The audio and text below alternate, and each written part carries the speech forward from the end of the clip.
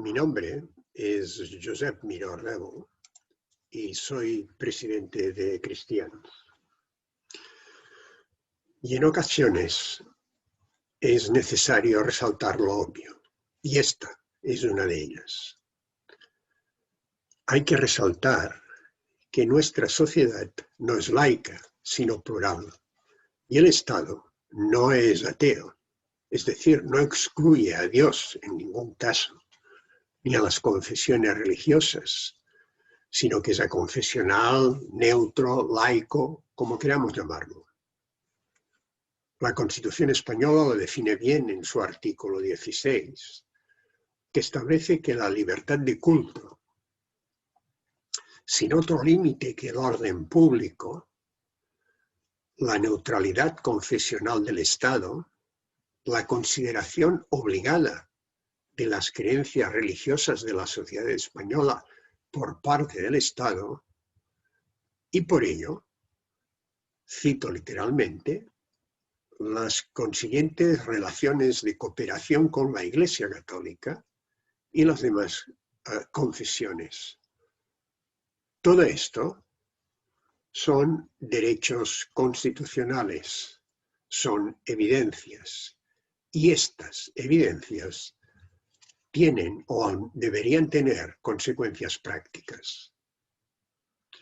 A pesar de ello, el discurso gubernamental, y más allá de él, el político y en buena medida el cultural, actúa de manera contraria a aquellos derechos.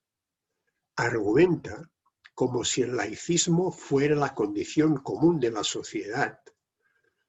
Las confesiones religiosas solo tuvieran cabida en la intimidad y Dios estuviera excluido de toda referencia en las instituciones y en los ámbitos políticos públicos, es decir, como si se tratara de un Estado ateo. Esta acción política no ha encontrado resistencia en el cristianismo, al que ha empujado hacia los márgenes de la sociedad, hasta convertirlo en una realidad subalterna. Incluso una parte de los cristianos, haciendo bueno el síndrome de Estocolmo, han asumido como propio el laicismo social y el ateísmo de Estado sin darse cuenta. Y, al mismo tiempo, no han hecho valer sus derechos como ciudadanos. Todo esto entraña profundas consecuencias negativas que van más allá de quienes creemos en Dios. Unas consecuencias negativas que afectan a toda la sociedad española y que ya son muy evidentes, porque impiden utilizar un recurso colectivo de un valor extraordinario como es el cristianismo, tanto como fe religiosa, como marco de referencia moral y cultural.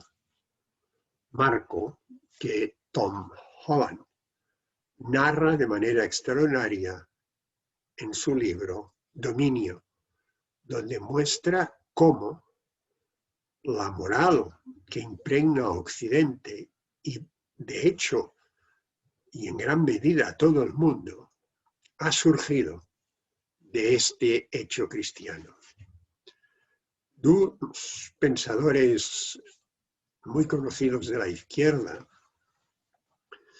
y que no son nada sospechosos de confesionalismo y que resultan ser muy distintos entre sí, Jürgen Habermas y Antonio Negri, exponen por caminos diferentes la importancia del hecho cristiano en nuestra sociedad. El segundo lo hace con un gran texto, conjunto con Michael Hart.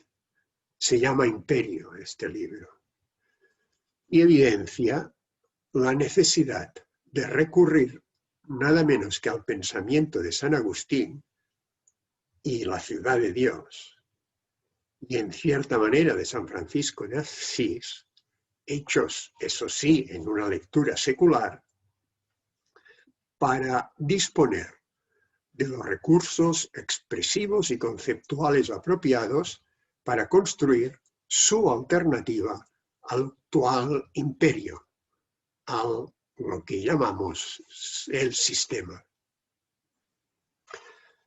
Para organizar un nuevo sujeto histórico y confrontar con el sistema, el Negri del siglo XXI, fiel a sus principios, pero muy distinto del revolucionario italiano de los años 60, no acude a Lenin ni a Trotsky, sino a San Agustín. Habermas es seguramente uno de los filósofos vivos de mayor prestigio y el más destacado representante del llamado republicanismo kantiano.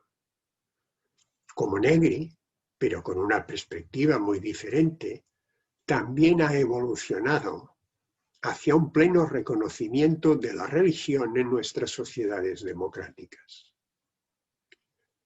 Uno de sus textos más conocidos es Las bases morales prepolíticas del Estado liberal. Es su conferencia del mes de enero, del 19, creo, del 2004, en la llamada Tarde de Discusión, organizada por la Academia Católica de Baviera, en Múnich, y cuyo otro ponente fue nada más y nada menos que el cardenal Ratzinger, después Benedicto XVI. Habermas señala que la expresión posecular que corresponde a nuestra época devuelve a las comunidades religiosas el reconocimiento público que se merecen por la contribución funcional que hacen a los motivos y actitudes deseadas, es decir, a motivos y actitudes que vienen bien a todos. Y sostiene que la modernización de la conciencia pública acaba abrazando por igual a las mentalidades religiosas y a las mentalidades seculares y cambia ambas reflexivamente. Pues, cito literalmente, ambas partes pueden hacer su contribución a temas controvertidos en el espacio público y entonces también tomarse mutuamente en serio por razones cognitivas.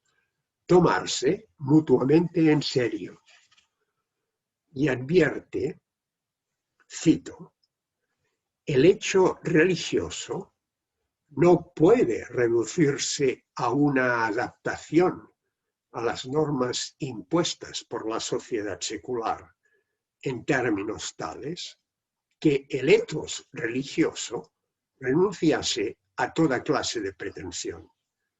Sería bueno que quienes escriben hoy sobre el catolicismo desde la perspectiva del actual gobierno, desde el socialismo, tuvieran en cuenta este planteamiento, porque ellos, de momento, se hallan en las antípodas del mismo. Habermas subraya una dinámica que demasiados cristianos en España han olvidado. Dice, esta expectativa normativa con la que el Estado liberal confronta a las comunidades religiosas concuerda con los propios intereses de estas, en el sentido de que con ello les queda abierta la posibilidad de, a través del espacio público político, ejercer su influencia sobre la sociedad en conjunto.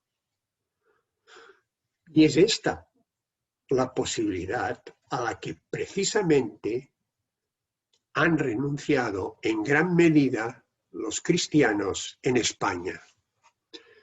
El abandono de los cristianos en cuanto a presentar su concepción y propuestas en las instituciones, en la vida pública, su deserción en hacer valer sus derechos, no solo es una causa principal de su marginación, sino que es también causa de la gran dificultad de la sociedad española para salir de la crisis política, que también es una crisis moral, precisamente porque está ausente el recurso cristiano.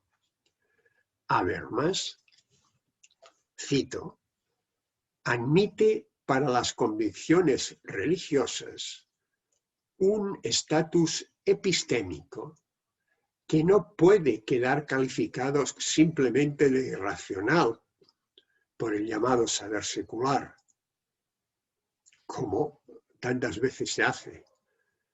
De esta manera, sostiene, en el espacio público político, las cosmovisiones naturalistas, que se deben a una elaboración especulativa de informaciones científicas, de ninguna manera gozan prima facie de ningún privilegio frente a las concepciones de tipo religioso, que están en competencia con ellas. Y de ello se sigue, según el filósofo alemán, que la neutralidad del poder del Estado, que garantiza iguales libertades éticas para cada ciudadano, como hemos visto al principio que hace la Constitución española, es incompatible con cualquier intento de generalizar políticamente una visión secularista del mundo, que es precisamente lo que viene haciendo el gobierno español. Habermas formula además una advertencia. Dice que los ciudadanos secularizados, cuando se presentan y actúan en su papel de ciudadanos, ni pueden negar a las cosmovisiones religiosas un potencial de verdad, ni tampoco pueden discutir a sus conciudadanos creyentes el derecho a hacer contribuciones en su lenguaje religioso a las discusiones públicas. Hacer contribuciones en su lenguaje religioso a las discusiones públicas. Esto, dicho por un hacedor destacado del republicanismo kantiano, es mucho más de lo que nunca se atrevió a decir no ya un político de este país, sino ni siquiera la mayoría de voces autorizadas de la institución eclesial. Y al hilo de esta consideración señala una tarea. La cultura política liberal, dice, puede esperar incluso de los ciudadanos secularizados que arrimen el hombro a los esfuerzos de traducir del lenguaje religioso a un lenguaje públicamente accesible aquellas aportaciones, se refiere al lenguaje religioso, que puedan resultar relevantes. Es decir, les pide a los ciudadanos que se encuentran fuera de la concepción religiosa que contribuyan a la traducción de las expresiones, los valores, las virtudes, los conceptos religiosos a un lenguaje secular, porque esta aportación es buena, es positiva para todos. Termino. Hay que decir basta con toda rotundidad a la política de la cancelación religiosa de unos y al temor escénico y electoral de otros. España debe recuperar todo su potencial democrático, incorporando de acuerdo con la Constitución y en los términos que Habermas desarrolla, la aportación cristiana a la vida pública y el reconocimiento de Dios en este espacio público, en el espacio político en lo que podríamos decir el conjunto de las instituciones, porque sólo así recobraremos los recursos que nos pueden hacer salir de la crisis en la que vivimos, porque la aportación cristiana es, sin duda alguna, una aportación formidable para afrontar los retos de nuestra sociedad.